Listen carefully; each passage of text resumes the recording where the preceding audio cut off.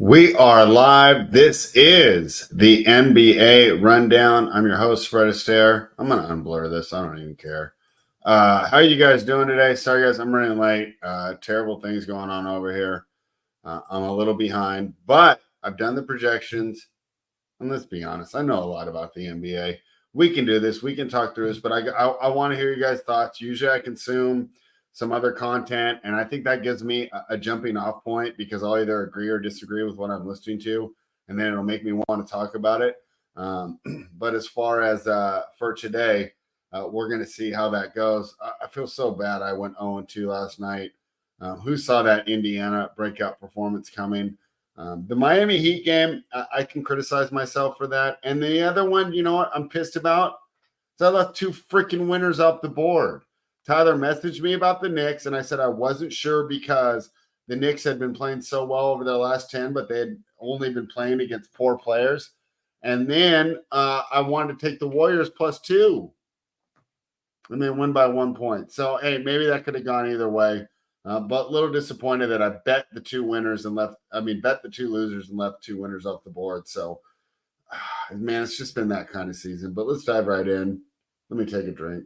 What's up, guys? I see Robert, Ryan Lee, Richie Smalls, and Clyde in the chat. Clyde, you got to stick with me today, man. Help me work through this card. Dude, my hot water heater broke this morning. I'm like way behind. If I look tired, it's because I took a cold shower. Like I know all the fitness gurus tell you to do that. I don't know if it's as cracked up as people want it to be. But rather than prepping for NBA all morning, I've been writing articles about tennis and cleaning up all the water leaking from everywhere. So I'm a little bit behind. But we'll dive in and we'll still find these winners. Maybe I've been working too hard on the NBA. Maybe this will make it work better. The Dallas Mavericks are -1. They're in Atlanta. They're taking on the Hawks. Total 244. Total's gone under in 4 of Dallas's last 5 games. The total's gone under in Atlanta's last 5 home games. Atlanta 9-1 in their last 10 games playing at home against Dallas. And I know it's kind of the conversation's over now. But, of course, Luka versus Trey will continue to dominate the highlights as those two men are linked because of the fact that the Hawks traded that number 3 pick and allowed the Mavericks to make the much better pick and acquiring Luka Doncic over the overrated Trae Young, who is now on the trading block. But guess what? Nobody wants him. What a surprise. A small guard who can't play defense and has terrible shot selection is not coveted by the rest of the league. Yeah, and not surprised there. Where's my freaking projections? I got too many windows open. Did I have projections here? Where are they? Where did I move them to? I did projections, guys. I really did. Here they are. Why are they on this screen? I have this game projected as a 2-point Mavericks win. Mavericks are laying 1 point. Let's check out this injury report here because I know the Mavericks have been dealing with some injuries. Kyrie Irving, Maxi Kleber, and Dwight Powell out. That means Derek Jones starting at power forward. Derek Lively in there at center. Oh, my gosh. I hate betting on the Hawks so much. Capella, Fernando, Wes Matthews, Trae Young, all game-time decisions. DeAndre Hunter continues to be out. Let me take a look at some of their recent results for these two teams as we talk through it. Like I said, didn't do the normal prep that I would like to do for this show. But we'll try and find the winners either way. But we're not going to force it, right? Things happen, right? Hot water heaters break, cold showers get taken, and that's don't tell me my computer freezing now. Don't freeze on me. All right, guys. Dallas has lost their last 3 games. They lost by 17 in Los Angeles to the Lakers. Then they lost by 9 at home to Boston. And then, of course, their most recent outing was that weird Phoenix game where Phoenix stomped them. Luka kicked some fan out, then apologized for it on TNT the very next night. But regardless, and I follow some Mavericks people on Twitter. They're up in arms. I mean, to them, this season is lost. Everything's going bad. Boy, I'm so glad I'm getting a haircut tomorrow. I don't even want to look at the screen right now. But Mavericks fans, they are just besides themselves looking to make some trades they've lost 4 of their last 5 games. Some of the other things about Dallas, against the spread. They're 23-21 this year, 12-8 on the road against the spread, 15-10 as a favorite, and they've been excellent as a favorite in short spreads, -1 to -4. So when they're short favorites, they've been doing well. 8-2 against the spread. The Hawks against the spread, well, we already know this. It's a common theme on this show. 11-33 overall, 4-16 at home against the spread this season. You got to be kidding me. Seems like an excellent bounce back spot for Dallas. The Hawks have also lost 3 games in a row. They traveled to Cleveland. We were on the Cavaliers that game. Easy win. Then they came out, and I took them against Sacramento. That was a dumb bet. They lost by 15.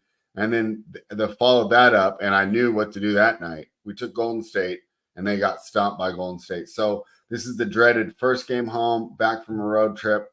Guys, I'm talking myself into Dallas just talking through this. I don't care that it's a square play. Give me the Dallas Mavericks. So I'll be looking to add that. I want to think about it a little more, but right now I like the Mavericks here. So let's keep it moving. But boy, Mavericks here. No play on the total, but if I did jump in, it'd be the under based off the trends. I have this projected at 236. Maybe a little bit of Dallas, maybe a little bit of under in game one. Man, I came in today saying I'm not going to bet a lot. Are we going to talk themselves? Why does Dallas need Kyrie to bet them? You got to be kidding me, Clyde. No way. They'll be fine. He's only played like 10 games this year. No, I'm fine. I already know he's out. You're really not going to bet. You're not going to fade a team that's 11-33 against the spread and 4-20 at home against the spread because of Kyrie Irving. What year is this? 2018? Come on. Okay, well, all right. Well, I disagree with J Money there. J Money's a sharp capper, though. So, I mean, what do I know? Right? I mean, people can be right. People can be wrong. I'm not too worried about Kyrie being out. I want Dallas. I want the under. The Houston Rockets are -5.5. They're in Charlotte taking on the Hornets. Total 233.5. I usually like home dogs down on Friday, but I don't know if Charlotte is that team that I want to be betting here. Let's see what we have here when we're looking at some of the numbers on these teams. Oh my gosh, my projections like the Hornets. You got to be kidding me. I have this as a 3-point Rockets win, slightly going over. Oh, I know why my projections like Houston. Because Houston sucks on the road. 6-12-1 on the road against the spread so far this year. However, oh no, that's just as a favorite all. They've only been a road favorite twice. They were 1-1 against the spread in those games. Charlotte 7-6-2 is a home underdog, but 7-10-2 overall. So obviously, boy, not doing good as a home favorite against the spread. That's something to keep in mind here. Let's look at what else is going on when these two teams take the court. Total's gone under in 6 of the last 7 times these two teams. Houston's traveled to play Charlotte. 7-year trend. Let's throw that out. Houston is 19-6 straight up in their last 25 games against Charlotte. I'll take that. I mean, because Charlotte's been bad this whole time. I'll take that. Charlotte, however, 4-0-1 against the spread in their last 5 times hosting Houston. Yeah, because they're always catching points. All right. Yeah, I don't think we'll see Razor today, but I'm going to reach out to him, Clyde, and I'm going to have him come on and be a guest on the show. We'll probably start NBA guests next week. I don't know, or we might wait till after the Super Bowl. Haven't decided yet. Okay. I'm not betting this game. If I did, though, I'll take the over. The Phoenix Suns are -4.5. They're in Indiana taking on the Pacers. The Pacers burned me last night. The Pacers made me look so stupid. I was just thinking about it as I'm watching that game. I'm like, remember when I was on the show talking about the Pacers only 113 points per game without Halliburton, 113 points per game out of their last 5, and they put up 146 against one of the best defenses in the league in Philadelphia? Yeah, that was disappointing for me. The total's gone under in the last 5 times that these two teams have faced off.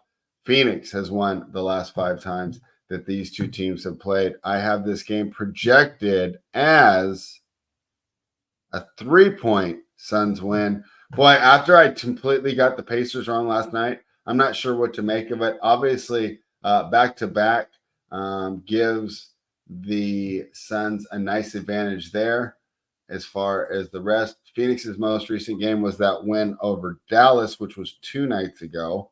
And let's look at it overall. So that was Phoenix's 7th win in a row. And Indiana broke a 3-game losing streak with that upset win over Philadelphia. So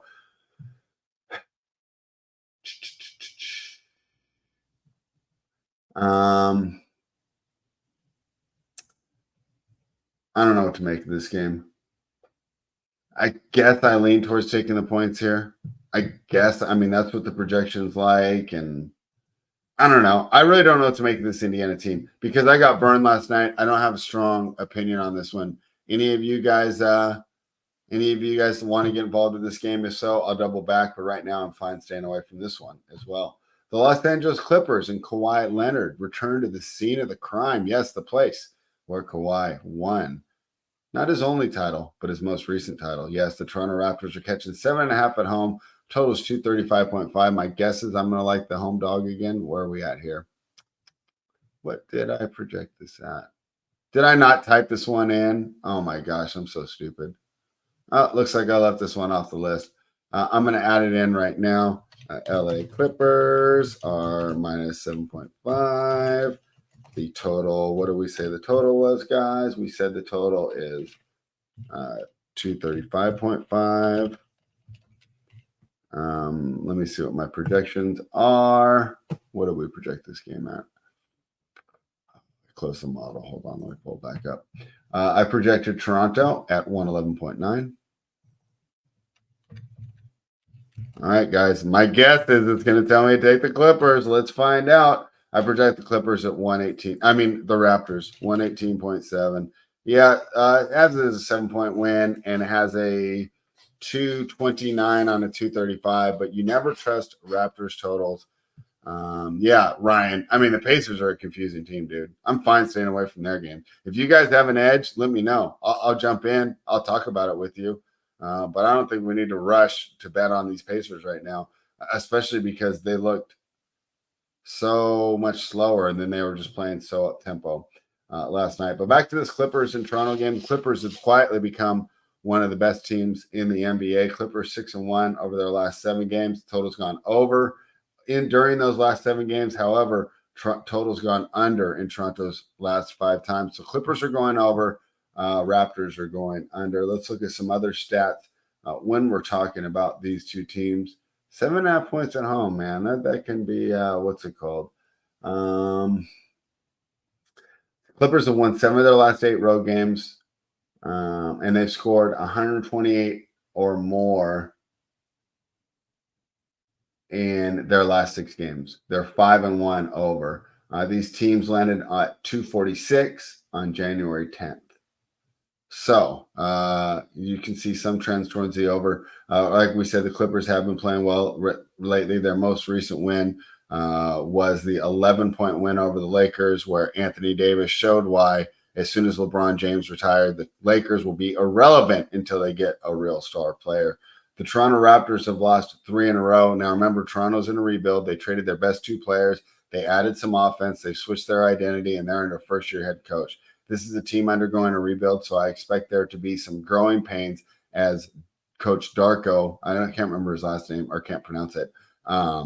He's going to find some new lineups. He's going to be tinkering. There's going to be some growing. I would expect Toronto's going to be a bye in about right before the All-Star break. Give them a little time to get this together. I think they're going to find out some lineups. I just don't know if they know what those lineups are right now. Toronto's most recent game was a loss as a 7-point favorite against Memphis. So not playing well right now, not figuring things out right now. And I don't know how much my projections can really accurately assess Toronto since they've had the most turnover during the course of the season. And while I do use last 5, majority of my inputs are season-long based stats. So because of that, we're going to have to just think about this game. Think about the matchups and which way we'd like to go. I really like the over that I talked about earlier because I project Toronto over, and I also think there's a potential my projections can be low. Now, to be fair, that bit me in the butt yesterday, but that's fine. I like the over in this game, lean towards the Raptors, but I'd much rather play the total. Next game on the card, the Orlando Magic are in Memphis, taking on the surprising Grizzlies, right? The Grizzlies keep getting wins. The Grizzlies got a straight-up win against Miami a couple nights ago. Let me double check this game. If I remember right? That's their most recent one. Memphis, yeah. So they won 2 in a row. They beat Toronto like we've talked about. So, hey, right? Maybe this team's coming together.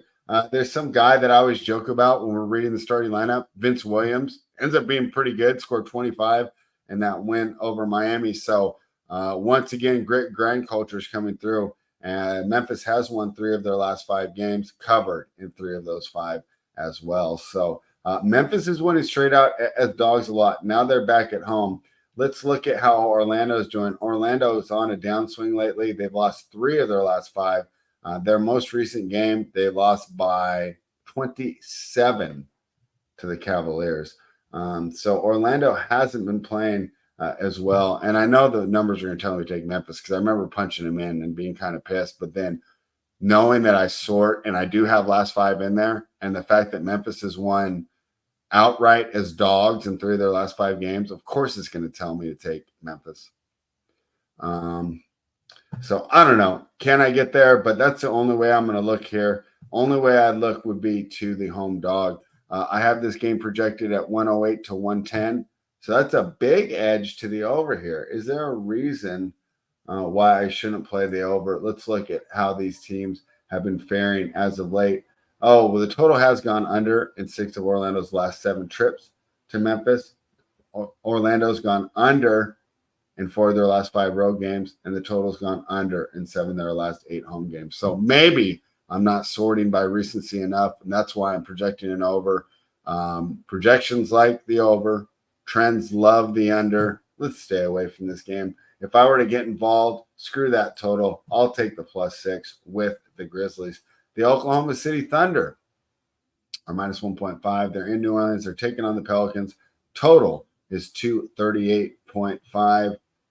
This is obviously the most exciting game of the night, right?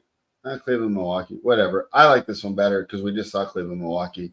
Oklahoma City 5-0 against the spread in their last 5 in New Orleans. Oklahoma City 6-1 straight up in their last 7 trips to play New Orleans. However, New Orleans this season is 5-2 in their last 7 home games. Total's gone over in 5 of New Orleans' last 7 games. I have this game projected even. How many times does that happen, guys? 118.8 to 118.8, landing on that total of 237 here. And what is the total here? 238.5. No edge there. No edge from projections. No edge from trends. Well, I guess you could say the Thunder have the edge on trends. And I guess that's the way that I would look. Let me see. Have these teams played already this season? Because in my mind, I think they have. And it seems like Oklahoma City, New Orleans would have a good matchup here. Oklahoma City, not the biggest team, but maybe they just got out and they did it. Let's look and see. I'm just scrolling through here, guys. This isn't the best way to do it. Like I said, I couldn't do as much prep as I would have liked because of that little hot water heater incident. They played on November 1st, and it was in Oklahoma City. Oklahoma City was favored by 3.5. New Orleans won by 4. So they've only played once so far this season. I'm scrolling through. I didn't even type it in. So people would say revenge spot. I don't know. Whatever. New Orleans' most recent game, they scored 153 points. You got to be kidding me. So they're coming off a great win over the Jazz. They've won 2 of their last 3. This is tough. I like Oklahoma City team more, but it seems like New Orleans matches up well, and they have the home court advantage. I have this game projected even, and New Orleans is catching points. To me, it's New Orleans or pass. Right now, I'm going to pass. Thank you. Clyde's looking stuff up for me, too. You got Clyde, we talked about me scrolling around yesterday, right? That's what you guys are watching me on here. doing. But hey, it's fun. We're finding some winners, and I came in hating the card, and I actually like a couple of the plays that we talked about early. However, those last 2 or 3 games, other than Grizzlies and the points at home, I don't really want to get involved. All right. I was complaining on Wednesday about this next matchup. And the reason I was complaining was because Cleveland was playing so well, but then we had the new coach bump for the Milwaukee Bucks. Now,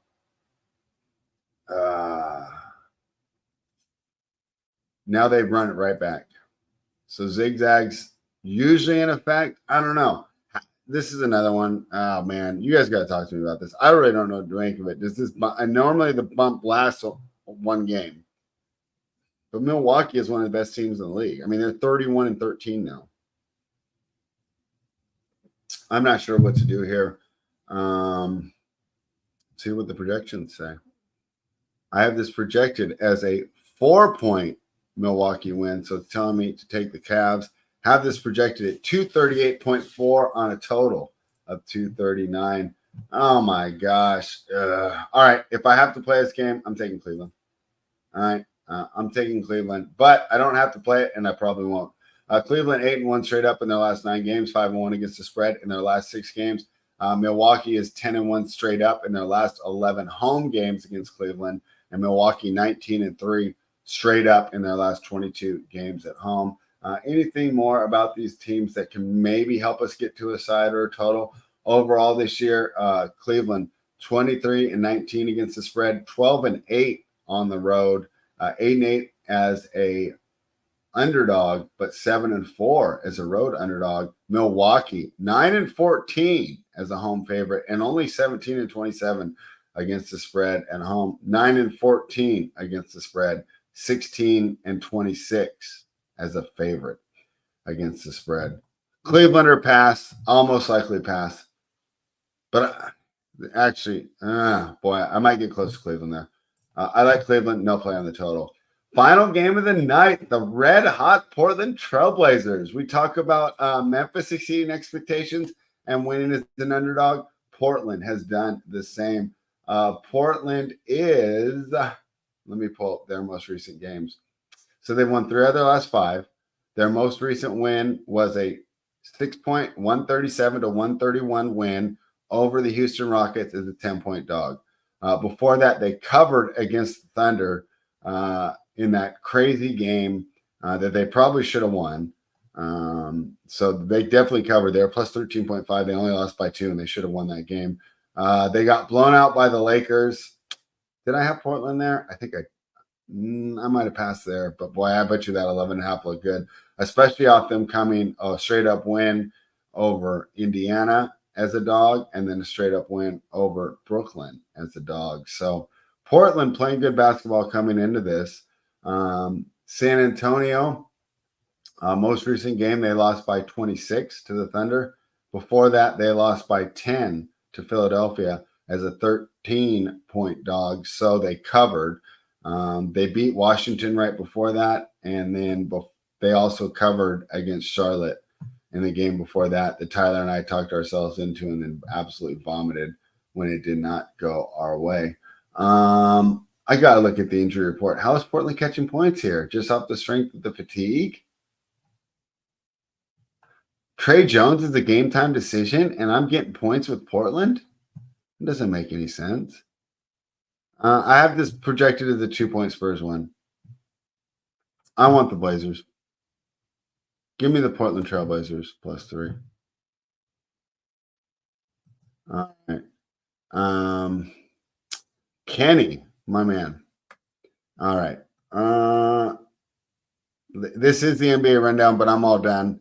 Here's what we're going to do. I will pull up and I will talk about the WTA final tonight real quick, Kenny, and then I'll give out what we're going to bet. All right. So tonight, Aryna Sabalenka takes on Qinwen Zhang. Sabalenka's clearly been the best player in the tournament. She has not lost a set so far. She's won 3 sets, 6-0. She had not gone past 6-3 until the semifinals. She played the U.S. Open champion in the semifinals. Sabalenka won 7-6, 6-4. served 76% first serves in that match, won 70% of her first serve points. She won 40% of her break points. She had more winners than unforced errors at 33-28 there. Sabalenka is also the defending champion here at the Australian Open. Qinwen Zhang is an unheralded player. Obviously, Sabalenka is a much bigger name, but Qinwen Zhang is up and coming, and hardcore tennis people have loved her for about a year and a half. As with all tennis players, we had a nice little run for about a month and a half when she was unknown before the books caught on. But I think she's been fairly and accurately priced since then, although she has exceeded expectations this tournament. She was number 15 to start this season, but she'll be in the top 10 afterwards. One thing to keep in mind, however, Qinwen Zhang had the easiest path to a Grand Slam final maybe we've ever seen. The highest ranked player she beat on there was Anna Kalinskaya. Kalinskaya is ranked number 75. So that was the best ranked player here. You got to remember. And then Sabalenka's over here beating, top players like Coco Gauff. So Zhang only landed 55% of her first serve points against Yastremska in the semifinal. She won 76% of the points, which shows you she's just going to need to land 60% or more, and she can keep this close. She had 19 unforced errors and only 15 winners. She's going to have to be more consistent if she's going to keep that close. Both players hit with power. Both players want to be the aggressor. This will be interesting for Zhang. This will be the first match where she does not have the power advantage. However, she can keep it pretty close. Sabalenka right now, I don't know exactly what it was, but I know yesterday she was minus 556 on the money line, minus 5 at the game spread, total set at 20.5. So although everybody's going to love Aryna Sabalenka, I'm going to take Qinwen Zhang plus 5 games. What we're just hoping for is a tiebreaker, Qinwen Zhang to hit over 60% on her first serves and to keep it close. And of course, if it goes 3 sets, I think we've got a great chance here. So this is tough because Zhang hasn't beat anyone else, but I think she matches up really well. Because Sabalenka's name value and her win over Coco Gauff, I think we're getting a little bit of value here. Give me Qinwen Zhang plus 5 games tonight. You're thinking Sabs 2-0? Yeah, and I can see that too, right? Because my scenario is a 7-6-6-4, 7-6-6-3. Right? If I just get one tiebreaker, even in a 2-0, I'm feeling pretty good. So that's my path to victory in taking the plus 5. Hard to argue with Sabs 2-0. It'll also be interesting. Sabs does have the experience of being in the Grand Slam final. Zhang doesn't. At the same time, she's exceeded expectations so far. So it's hard to really say who the pressure is on. Back to the NBA. Let's get some bets in. All right. I like the Mavericks. I like the under in that game. I like the Grizzlies plus 6. Do I do it? I'm going to do it. I like the Grizzlies plus 6. I like the Blazers plus 3. Stay tuned. I might add Thunder. That's probably the only one I'd add. Best bets for today. Dallas Mavericks. Atlanta Hawks under. Memphis Grizzlies plus 6. Portland Trailblazers plus 3. This is the NBA Rundown. I'll be back with JC and Tyler in about 9 minutes, and we're going to have some fun talking about the National Football League. Thank you, everyone, for joining us. Hit that thumbs up, win these best bets, and nuke the house.